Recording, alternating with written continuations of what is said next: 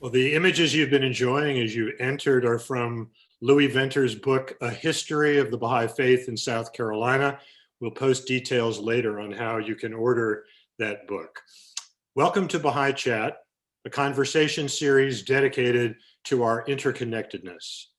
It's an uplifting moment when we can turn our thoughts to spiritual ideas, each weekly session rooted in the Baha'i writings and the fundamental teachings of the oneness of God, religion, and humanity, led by individuals who are putting these principles into action. The Baha'i Faith is the latest of God's independent world religions. It was born in Iran in 1844, less than 200 years ago, and has already been established in every country and territory in the world. According to the faith's founder, Baha'u'llah, an Arabic title meaning the glory of God, this is the long-awaited day in which the promise of the establishment of the kingdom of God on earth is to unfold, and its hallmark will be nothing less than the unification of the peoples of the world. Accordingly, the single most fundamental teaching of the Baha'i Faith is the oneness of mankind. The realization of this long-awaited reality is in fact the very purpose of God for mankind in the present age. It's the reason that the wonders of science and technology during precisely this same historical period have encircled the planet with mind-boggling swiftness, irrevocably catapulting mankind physically into a global neighborhood.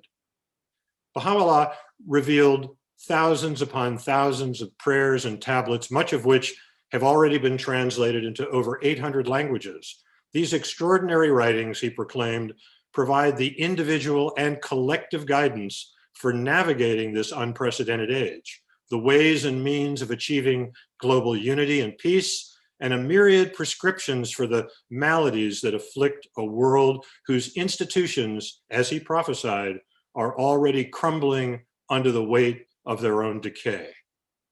On the subject of unity, Baha'u'llah reveals volumes, including this: the utterance of God is a lamp, whose light is these words: ye are the fruits of one tree and the leaves of one branch. Deal ye one with another with the utmost love and harmony, with friendliness and fellowship. He who is the day star of truth beareth me witness. So powerful is the light of unity that it can illuminate the whole earth. Yet, scanning history since Baha'u'llah's appearance in the mid-19th century, and particularly in events unfolding today in real time, it would, on the surface, perhaps seem that the idea of achieving world peace and unity is nothing more than a phantom, an elusive, utopic fantasy. But today, through the lens of the emergence of the Baha'i Faith, against all odds here in the United States, and more specifically in the South, let's explore a deeper level of possibility and see if we might uncover subtle evidence of the truth of the inevitability of the coming of such a glorious future day. Remember, This coming of the kingdom of God on earth is a truth promised in the scriptures of every one of the world's great religions, a truth that will require great struggle and commitment, but one that we have been moving toward, if even imperceptibly to most. This nature of the forward movement was brilliantly alluded to by Martin Luther King when he said this: "The arc of the moral universe is long, but it bends toward justice." Today's program will consist of an hour of discussion followed by a 3-minute musical intermission where those who need to leave can feel free to. We'll return for another half hour for questions and answers, so do write your questions in the Q&A box anytime throughout the conversation. Happily, today our guests are once again Layli, Maparyan, and Louis Venters. The topic, based on Venters' book, is the Baha'i Faith in South Carolina and America's unfinished business of Reconstruction. And today we'll be exploring part 2 of the conversation, the post-civil rights era years. I'm very pleased to introduce one of Baha'i Chat's favorites, Dr. Layli Maparyan. A child of the South herself, Dr. Maparyan grew up in a Baha'i family, spending her formative years in Georgia and North Florida. She holds a PhD in psychology with an emphasis on lifespan human development from Temple University, and an MS in psychology with emphasis on developmental psychology from the Pennsylvania State University. Now, she is a professor and chair of Africana Studies at Wellesley College in Massachusetts, where she also serves as executive director of the Wellesley Center for Women. Layli, welcome back. Thanks, David. It's great to be back for part 2 of our conversation with Louis. Who knew that recent events in our nation would make this conversation about the unfinished business of Reconstruction even more apropos? And we couldn't have a better guest with us right now. Just on a personal note, as I mentioned last time, I first met Louis a couple of years ago at an Association for Baha'i Studies seminar in Tennessee, where I immediately told him about how much I loved his first book, No Jim Crow Church, which we talked about last month on Baha'i Chat. I've really learned a lot of important Baha'i history from Louis' scholarship. His second book, A History of the Baha'i Faith in South Carolina, which we're talking about today, brings us around to how the faith continued to address forging unity in communities in the post-civil rights era years. And there are lessons in that story for today. So let me go ahead and formally introduce Louis. Louis Venters, PhD, teaches African and African diaspora history, US history, and public history at Francis Marion University in Florence, South Carolina. And he's a consultant in the fields of historic preservation and cultural resource management. As I've already mentioned, he's the author of No Jim Crow Church, The Origins of South Carolina's Baha'i Community, which was published by the University Press of Florida in 2015. And he's the author of a related book, A History of the Baha'i Faith in South Carolina, which was published by History Press in 2019. He's also authored or co-authored several site studies, public history reports, and exhibits, including the multiple award-winning mobile guide to African-American historic sites, The Green Book of South Carolina, which came out in 2017. He's a member of the board of directors of Preservation South Carolina and an ex officio member of the South Carolina African American Heritage Commission. Louis first encountered the Baha'i Faith as a young teenager on Radio Baha'i in Hemingway, South Carolina. I know some of you noticed that t-shirt in the slideshow.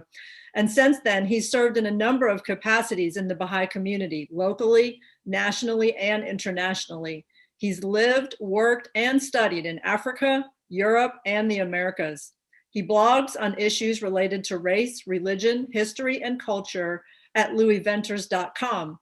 Whether you've read any of his work or not, we're in for a great conversation because Louis' work gets to the heart of how people change culture and how people put noble principles such as racial unity or racial justice into action. In fact, I'd love to share a quote from Baha'u'llah that Louis cites in the book we'll be discussing today. Baha'u'llah says, "My object is none other than the betterment of the world and the tranquility of its peoples. The well-being of mankind, its peace and security are unattainable unless and until its unity is firmly established." Unity is what the Baha'i Faith works on, and it's what Louis Venters has written about with regard to South Carolina. So thanks, David. What a kind introduction. I really want to meet this guy who's going to be on today. Thank you. Good to see you. Well, let's jump in, and before we get into the more specific topic, and especially in light, as you mentioned, Layli, of the devastating events that have unfolded over the past months and which culminated in the failed insurrection that took place less than 72 hours ago at the Capitol, let's create a bit of context. I'd like to ask you both to speak about the Baha'i perspective of the processes of integration and disintegration that have been unfolding now since the middle of the 19th century, and how those processes have been foretold by Baha'u'llah. This particular writing of Shoghi Effendi, the guardian of the Baha'i Faith, the great-grandson of Baha'u'llah, appointed head of the faith during the first half of the 20th century. And this was written some 80 years ago, and its acceleration, I think, is certainly apparent today. A twofold process can be distinguished, each tending in its own way and with an accelerated momentum to bring to a climax the forces that are transforming the face of our planet. The first is essentially an integrating process, while the second is fundamentally disruptive. So let's start with you, Louis. How do you see the history of the emergence of the Baha'i Faith in America and South Carolina in particular against the backdrop of violence, especially against people of color, in light of these twin processes? I mean, it's a big question, and I think it really gets to the heart of how we understand current events and how we can play the most constructive role in shaping a better future. I think that, you know, if we do look at any particular set of current events, it's often I think there's a lot of disappointment, a lot of rage, a lot of very understandable confusion and disarray that people are experiencing in the United States just right now and in recent times. Understanding this this integration and disintegration, and I think keeping in mind how those two kinds of processes feed each other is one of the ways that I know I stay sane as a historian, as a believer, as an American citizen. This is part of what holds me together. So I think that what we see playing out in the country today, very dramatically, I mean, it's our topic that we originally planned for today. We didn't know it was going to be, as Layli said, quite so timely. But the unfinished business of Reconstruction, right? History moves not in a uniformly forward motion. It moves in somewhat cyclical fashion, kind of a dialectic fashion, right? There's surges forward and then reactions against, and surges forward again and reactions against, and they play off of each other. But then I learned this in part from Layli a couple years ago.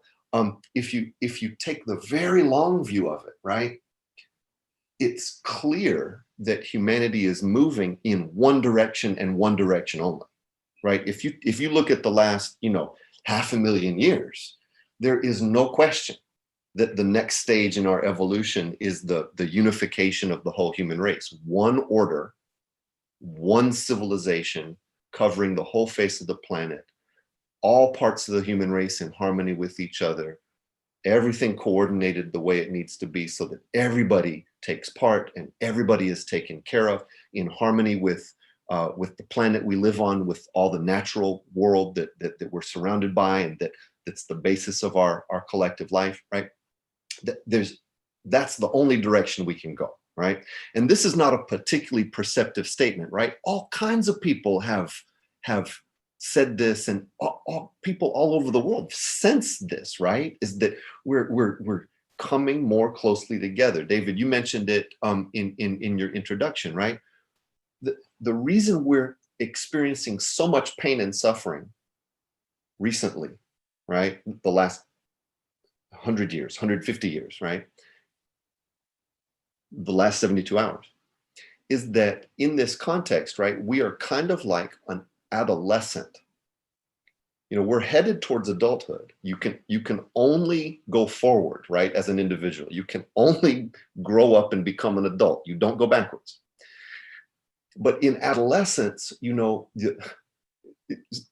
we sometimes think of adolescence as, you know, like your body grows faster. You have more physical capacities than your experience and your training and your moral development can handle, right? Your body kind of gets ahead of itself, and then your mind and your spirit and your ability to use your body, those capacities, it takes a minute to catch up. And you often, as an adolescent, mess up, right?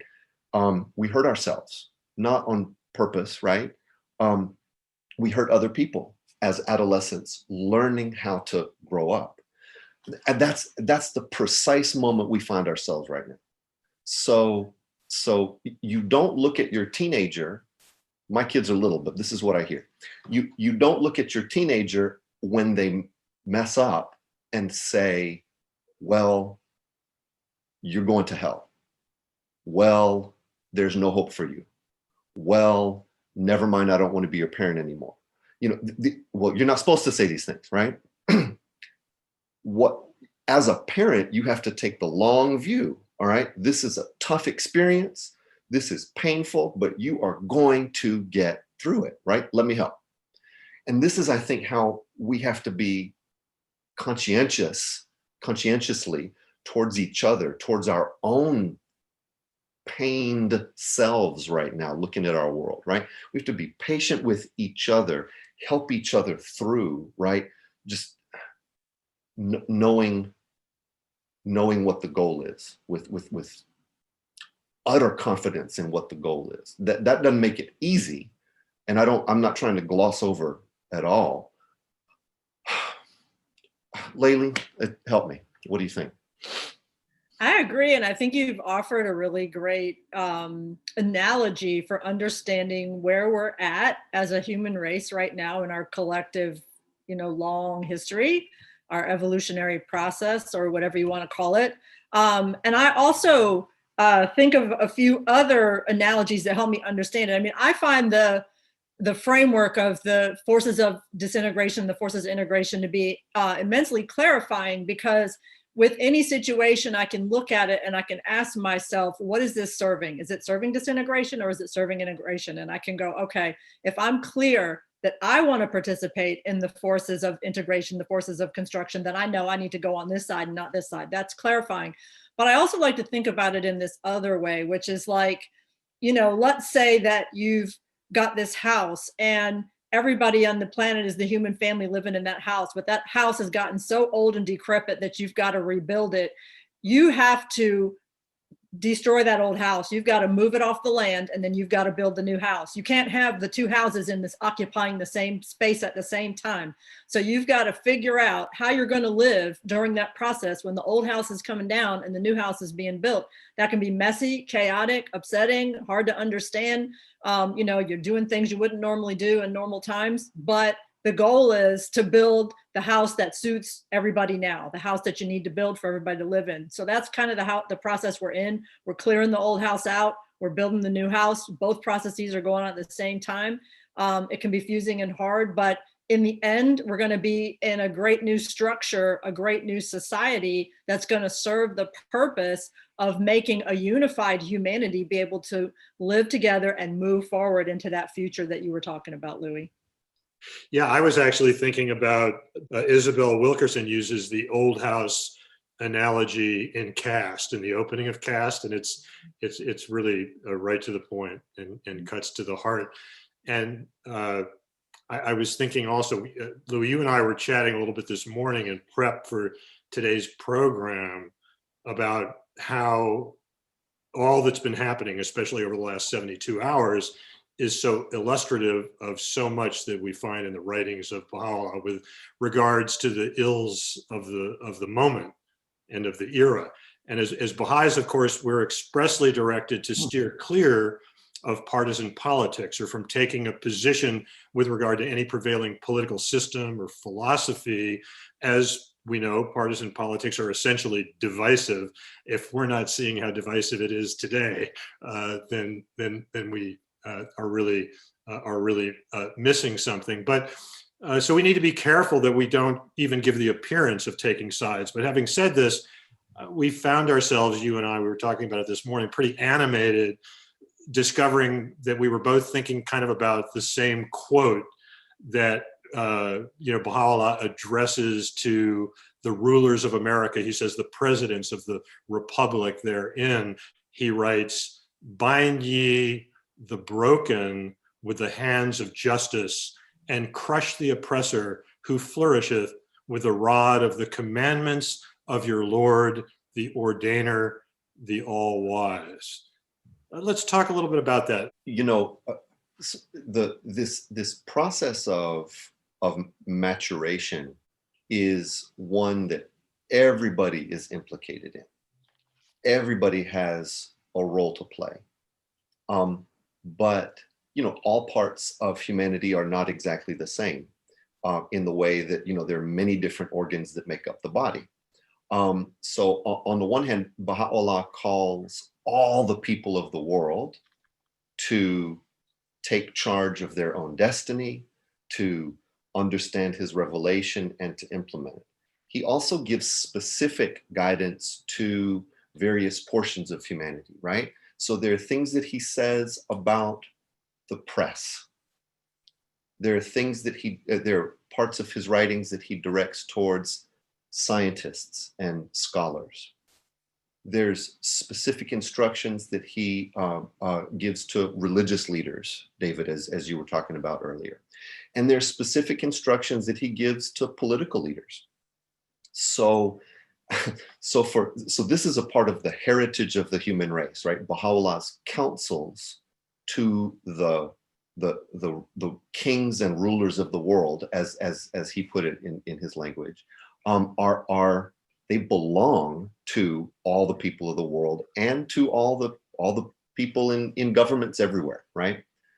And this particular passage that was just on is directed specifically to the governments of this continent, of the Americas, and I think particularly to the United States. And it was written about 1873 in the waning years of Reconstruction in this country. The United States was trying to heal itself and rebuild itself after the Civil War, when he said, bind ye the broken with the hands of justice, right? So I think we can see in that passage the origins of this specific call to the American nation and the government of the United States to rise to the occasion of humanity's maturation, right?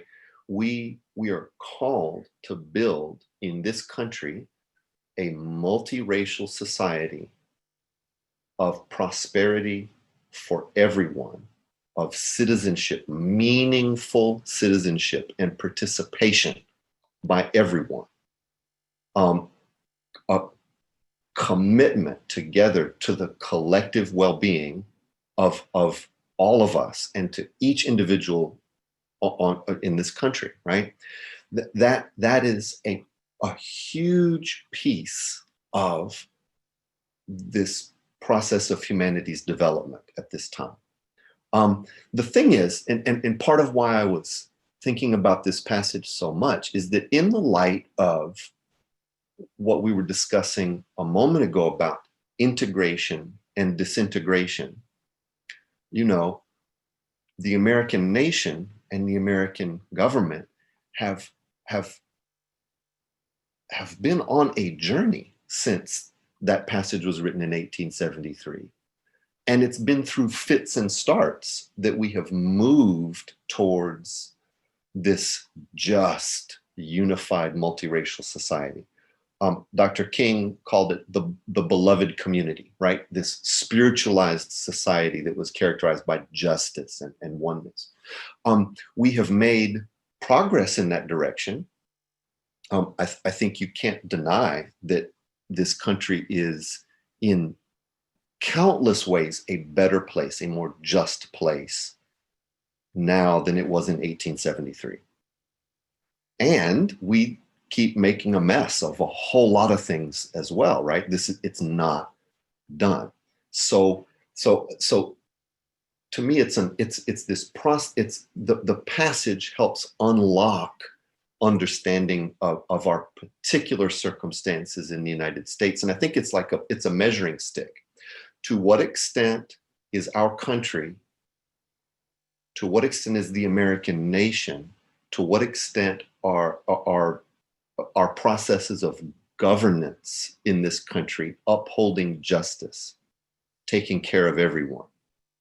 I think that's a standard that frankly it transcends anything that has to do with a particular political party, or even the idea of one party and another party, and somebody gains control and then somebody else stands for election next time. And governance doesn't have to be about party and faction, right? Justice, taking care of the whole body politic can't be reduced to this party or that party, or we're in charge this time and somebody else is in charge next time. That's some of the things that have been just filling me up in the last few days, in particular, thinking about what happened in Washington. But I think, in a sense, like going all the way back to that passage and to the origins of the Baha'i Faith, we ought not to have been particularly surprised about what happened in Washington a couple days ago. Who reading aright our history is surprised when there is violence in the United States that has to do with race and class and power? Like, this is not the first time that this has happened. Yes, it's the first time there's been, storming of the federal Capitol building. Yes, but contested elections, election-related violence, we've done that in the United States. Constructing a system to keep some people in positions of privilege over others. I mean, in South Carolina, we know all kinds of stuff about apartheid, right? About separation, about the few governing the many. So we're still in the thick of these really serious matters that we have to attend to. It is God's will that we work it out. But he leaves it to us how we get the job done, right? He leaves the specific, how painful it is up to all of us, right? And it's painful. And how long it'll take. Yeah, how long it takes. Yeah. I want to bring Layli into this, but before we do, there was just a thought that was occurring. Could you bring that quote back up again? Bind ye the broken with the hands of justice, and crush the oppressor who flourisheth with the rod of the commandments of your Lord, the ordainer, the all-wise. And I think if you read that out of context, it's a pretty graphic and almost violent sounding passage. But here's what I was thinking about, and I think we've been watching this happen, that as the operative being with the rod of the commandments of your Lord, as we begin to keep moving in the direction you were talking about, and as these commandments begin to take root in all of us, and we go through our own transformation, we won't allow an oppressor to flourish. We won't allow it because it goes against every right thought. And, so I think in that context, maybe it's not violent at all. It's really a very profound, loving statement that unfolds over time. What do you think, Layli?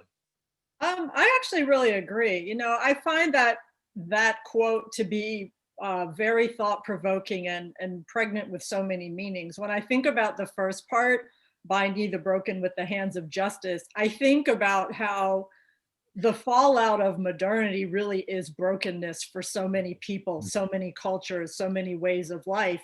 And justice is really the aspiration of people who have been broken or whose cultures have been broken. If we think about all of the social movements that have emerged over the course, particularly of the late modern period, we find that their aspiration is justice. They may define it slightly differently with regard to their own identities or their own situations, but in the end, all the people who have been broken by the, kind of aspects of this world system that aren't good for people are seeking to be restored, to be made whole, for goodness to flourish again.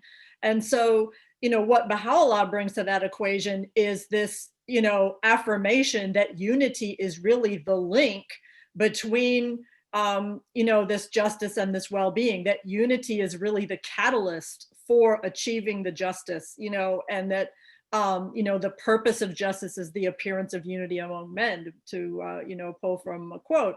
When it comes to the second part, crushing the oppressor with the rod of the commandments and so on, I agree with you, David, that if you read more deeply into the writings of Baha'u'llah, he's talking about, this is not the era of the sword, this is the era of the pen. This is the word of, this is the era of the power of the word being the way that we transform reality.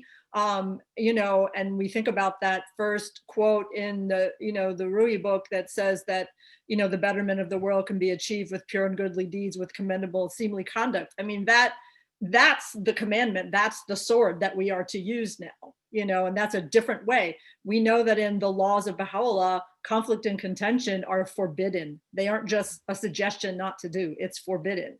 And so that tells you that with those kinds of laws, you are in fact going to preempt oppression from flourishing in the same way, and you're going to preempt or neutralize oppressors who are trying to go against that. So it is a new day, a new way, a new kind of way of thinking about how to do the business of change.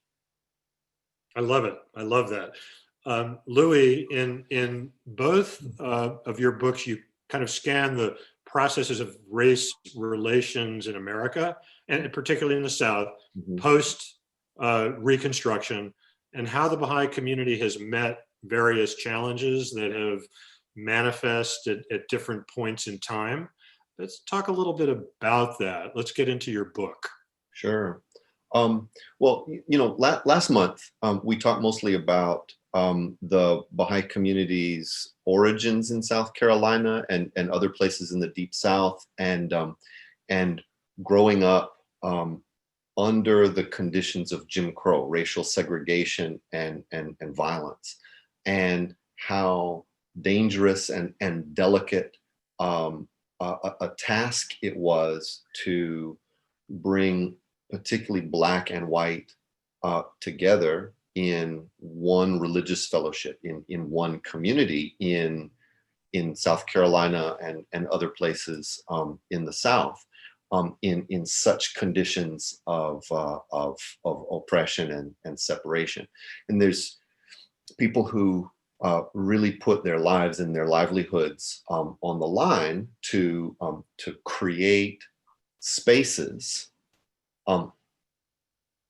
figuratively, creating a new kind of identity, but also literally finding spaces where they could be together and create those bonds of friendship and carry out all the tasks of Baha'i community life and start to build this new society from these tiny little nuclei scattered all over the region. And we talked some, I think, last time about them also, even though their numbers were very, very small, looking at their own local circumstances in whichever local community they resided in, and reaching out to leaders of thought, community activists, those who were on the front lines of working for racial justice. They tried to encourage and be a part of, to whatever degree they could, the general process of the civil rights movement. And so I think we wanted to talk this week more about what happens when the civil rights movement to a very large extent by the end of the 1960s has really broken the hold of Jim Crow, provided a lot more room for Black and white people in the South and across the country to interact with each other, and to get to know each other in more profound ways. How did the Baha'is respond when it wasn't so dangerous all the time, from the late 1960s on, to build up interracial fellowship? And I think they found more opportunity as the civil rights movement was really reaching its crescendo. So the way I think of what happened in South Carolina in the late 60s and early 70s is as an untold story of the civil rights movement. Excuse me. The Baha'is didn't grab headlines much. The Baha'is didn't organize against, some particular social ill, didn't organize for some particular political or economic reform.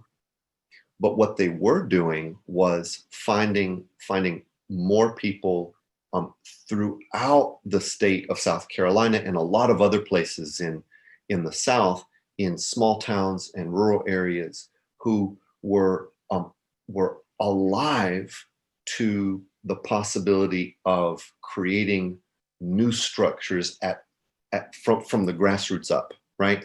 The civil rights movement primed African Americans in particular to find ways to build something new.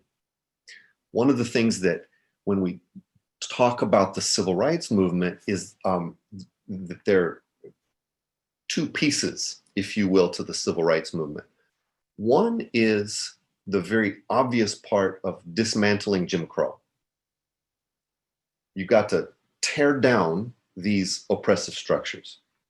And of course, the Baha'is certainly supported that, all right?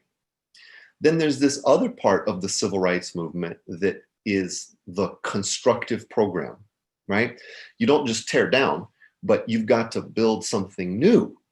You have to build new kinds of relationships. And this is the place, I think, where 1968, 69, and really it's 50 years ago right now, the winter of 1970, 71, that the explosion took place in South Carolina and North Carolina and Georgia and a number of other places across the South, where tens of thousands of mostly African Americans, but also white people and also Native Americans across the South, grabbed hold of the Baha'i faith as never before, and said, in effect, we're going to build the society that the civil rights movement promised us.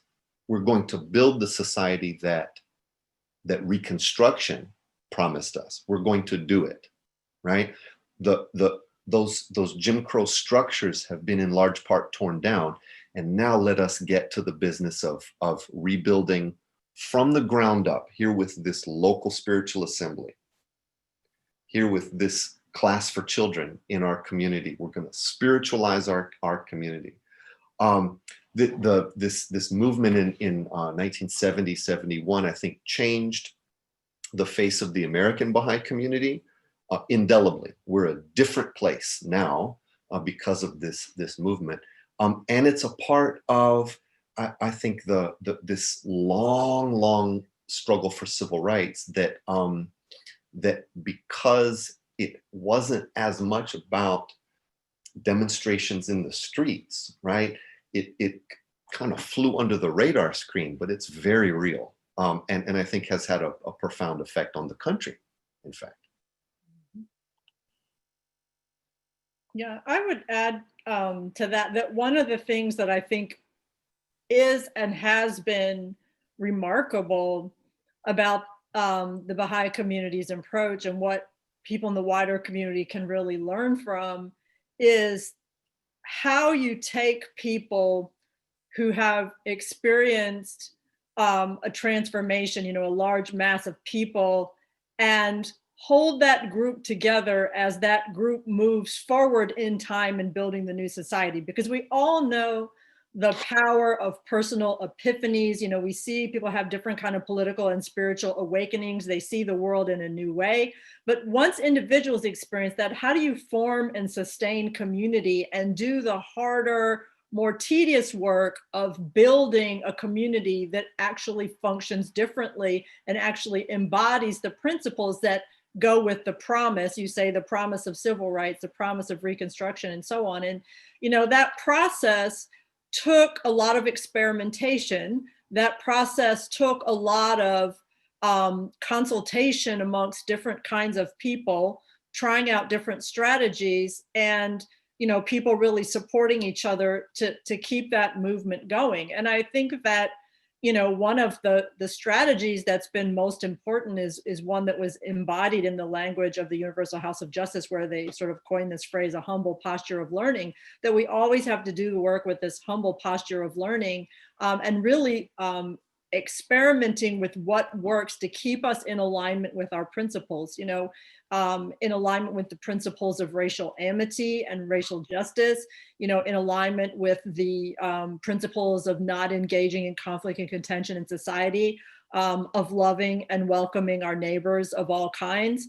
And I think about how those different kind of strategies could be applicable today, because America is more polarized right now than it's been in a really long time. And a lot of people can't imagine making common cause with the diverse elements, or how we can transform hardened, bitter, angry, hateful hearts into hearts that see the light in one another, and hearts that trust that we can move together towards the betterment of humankind in a way that is inclusive of all of us. And I think that that is really what the Baha'i community stands to offer to this nation right now, because we've been doing it for 200 years now. We've been doing it in America, as David, as you pointed out at the beginning of the show, that America is sort of the world's laboratory because of how diverse we are, and because how baked in racism and other forms of oppression were in the US system. But South Carolina has really been America's laboratory, because South Carolina is a place where the racial system was at its most virulent, and where there was the greatest opportunity to discover what radical inclusivity could look like. And so I think that those are important examples for people from all walks of life who care about change to look at more closely and deeply. And I think it's important to add that as Baha'is, you're not going to hear a Baha'i saying, "Oh yeah, we got it right," starting in South Carolina. We've been struggling with this along with everybody else, and falling flat along the way as well. So, I love what you were talking about in terms of sort of infusing structure with the spirit. And one of the things that's so, extraordinary about the faith is, really for the first time in the history of religion, the prophet of God, Baha'u'llah, actually lays out a structure, one that needs to be evolving and we need to move within, but one that is really extraordinary and unique. Each of the prophets of God having the right and prerogative to, and they never do change spiritual laws. Thou shalt not kill will always be a truth, but the social teachings. And so one of the things that I think that goes to what you were saying, that Baha'u'llah has done is to eliminate, really for the first time, and this is very revolutionary, the notion of individual leadership.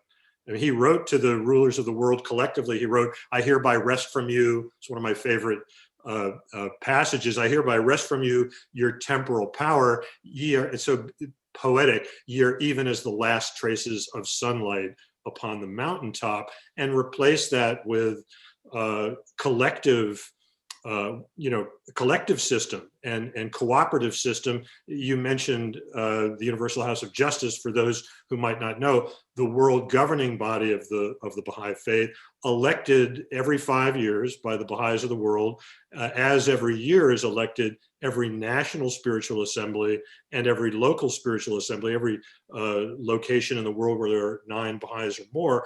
And to serve on one of those, there's no electioneering. To serve on one of those bodies, you don't get paid to do that.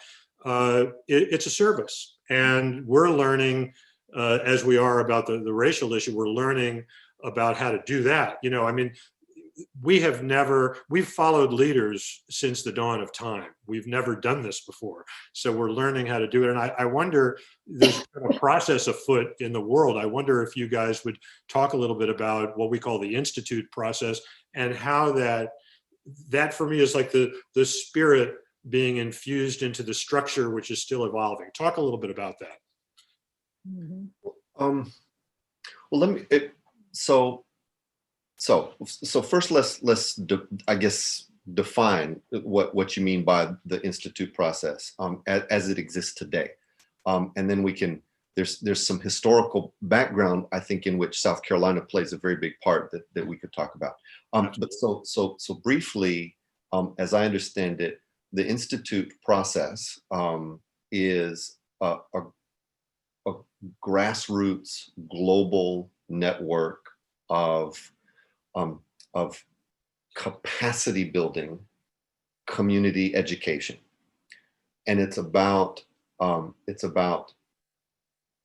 providing a system in which individuals and groups and communities can become more aware of their social reality and their spiritual reality, can learn better and better to work together in groups, and to address themselves to the needs of their communities, to the spiritual, the intellectual, the social, economic needs of their communities. And this is a process that Baha'is have been very consciously working to discover for the past 50 years or so. It's this concerted effort to learn what are the means to enable larger and larger numbers of people to take charge of the future in the ways that Baha'u'llah called us to. So it's still in development, right? It's not a finished product at all. But starting in it was the mid 90s, really, that the Universal House of Justice said, look, we have learned through trial and error and some pain and suffering, we've learned some things about how to make this work. And so now in the past 25 years almost, we've put this system into place more formally around the world.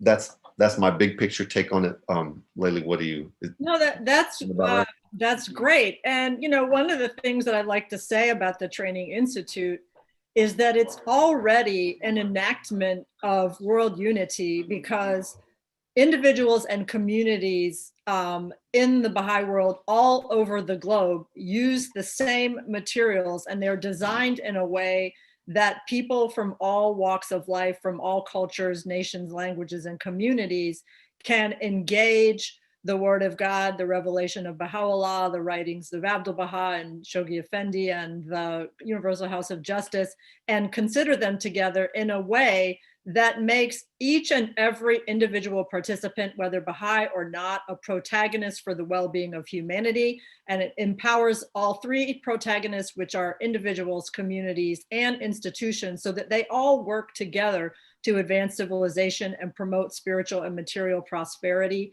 as well as the development of the human soul. So, to have something that already brings, 7 million people into a common process all over the world is already an enactment of the unity of humankind. And what's wonderful is that it is open to anyone who wants to participate. And it also is constantly being subjected to, again, to learning processes, so that when communities around the world participate in the Training Institute and do the study circles and the courses and the children's classes and the junior youth and all those things, when there are learnings, they are shared back with the global community, and it's evolving together with everyone's contribution, with the understanding that everyone's contributions are valuable. So it's already eradicating some of the inequalities in the global community. So I just, I could go on, but it's already enacting the thing and then inviting other peoples to enact it together. And the more experience that we get on the ground, the more we refine our approach. The more people from different kinds of circumstances and backgrounds and temperaments who are involved, then the better the whole thing gets. And I'm just wondering, particularly in terms of the South, the issue of racial justice, specific thoughts about that process going on here now? Yeah. Well, now and historically, right? Because I think one of the things that American Baha'is in particular in this generation, who are familiar with the Institute process as it is now, one of the things I think we need to appreciate better is that our country, the United States, played a huge part in the global development of this system. We helped experiment for decades with the ways and means of making the system work and being able to deliver it to more and more people. And I think it really started in South Carolina, where, so just to set the stage a little bit, just so that like folks that aren't as familiar with the history can appreciate what people were facing, right? So there's this nationally a very small American Baha'i community that has these imperatives that come from the writings of the faith, and by the 1960s from the Universal House of Justice in particular, that in the United States we have to constantly be bringing the message of the faith more and more and more to African Americans, to Native Americans, to racial and ethnic minorities, to immigrants, and cementing more and more this multiracial community that can be a model for the country and for the world, right? So the explosion that I referred to that took place in South Carolina in 1970, 71, so 10,000 people in South Carolina became Baha'is in the space of about 6 weeks. And no such thing had ever occurred. Nothing even remotely like that had ever happened in the history of the American Baha'i movement up to that point. In fact, nothing exactly like that has happened since either.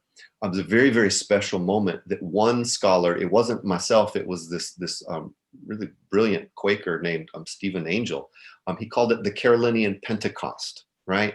Y'all remember Pentecost when after the crucifixion of Jesus, when the apostles first went out to preach and the Holy Spirit came upon them.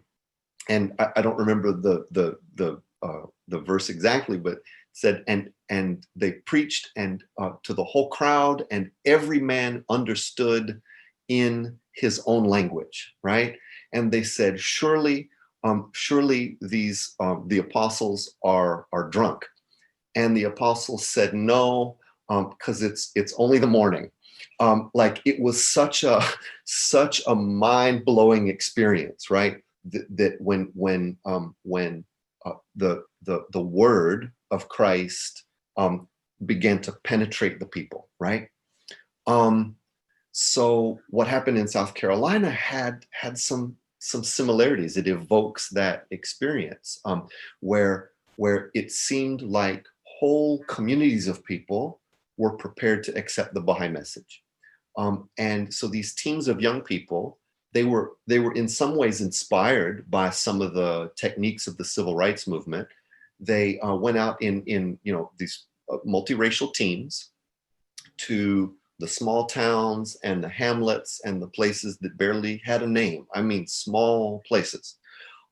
And approached people on the street, on the corner, in the laundromat, in the nightclub, on their front porches, wherever people were during this campaign in 71.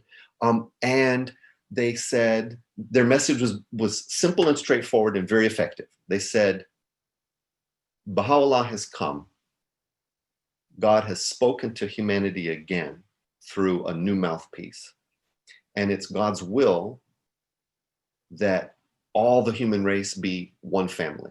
We are all exactly how God wanted us to be. Black, white, everybody is exactly how God intended them to be.